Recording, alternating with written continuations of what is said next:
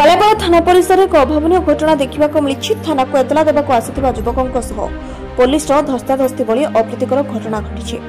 मिलिथिबा सूचना मुताबक भुवनेश्वर अंचल जनिक युवक बालियापाल बंधु घर को आसुवा बेले गाड़ी नंबर प्लेट केउठी हजि जाइथिला, जहाको नै युवक जनक गतकाली बालियापाल थाना लिखित अभियोग करथिले।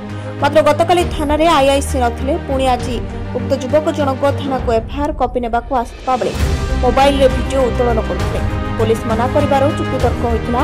युवक जनक मोबाइल को आईआईसी देखाइबा कहिथिले, मात्र युवक आईआईसी सहित धस्ताधस्ती एवं गंडगोल सृष्टि करथिले।